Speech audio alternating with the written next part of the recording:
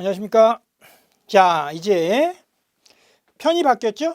편이 제4편입니다. 이제 3편까지는 이제 1편을 제외하면 2개의 편을 했어요. 헌법과 행정법은 공법이죠.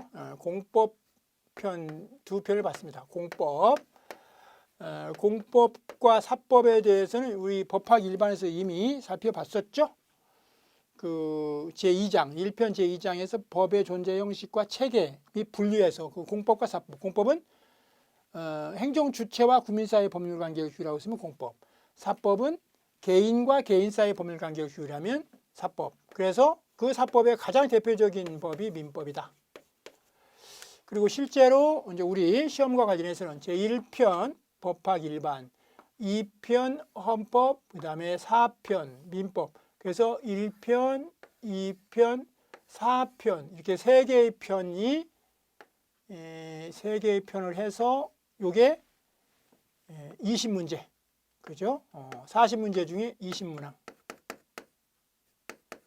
20문제가 출제가 됩니다. 그러니까 민법까지 우리가 다 하면은요. 20문제가 넘죠. 행정법이 또 두세 문제 나오니까 그죠? 그러면 50점은 맞는 거예요. 이것만 성실하게 잘 해야 돼요. 그리고 기출문제를 보면 뭐 우리가 공부하고 있는 범위를 거의 넘지 않았잖아요. 그러니까 자, 20문제를 우리가 등이 맞을 수 있습니다.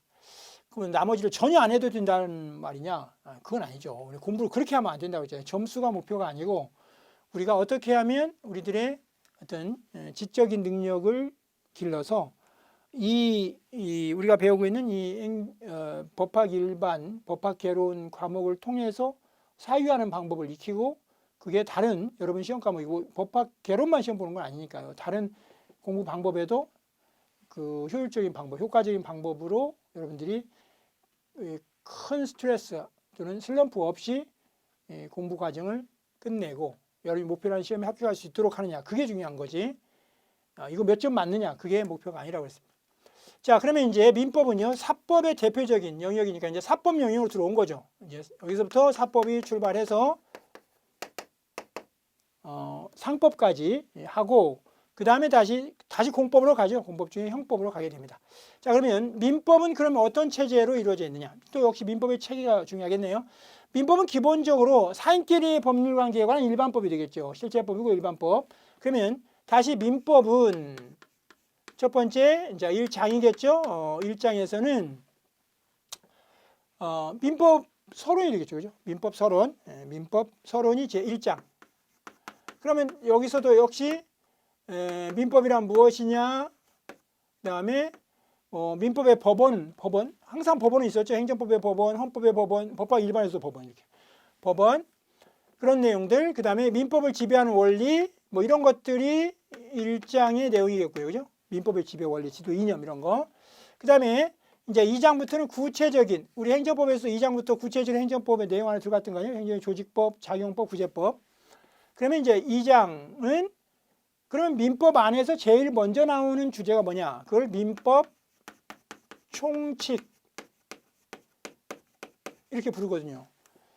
민법 총칙 1조부터 184조까지 민법이 전체 1조부터 1118조까지 있어요. 그래서 1118조로 되어 있는데 그중에 1조부터 184조까지가 민법 총칙이라고 하는 거예요.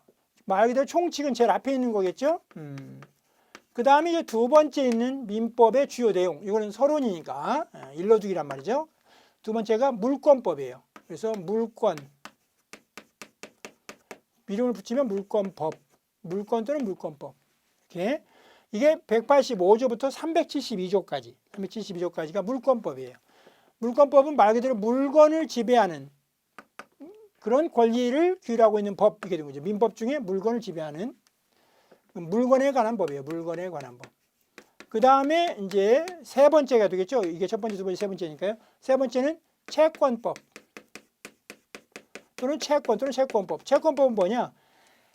특정인이 다른 특정인에게 특정한 행위를 청구할 수 있는 그런 행위 청구권에 관한 법이에요. 행위를 요구할 수 있는 권리에 관한 법.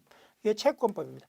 채권법이 이제 373조부터 766조까지 이렇게 있어요. 766조까지 채권법.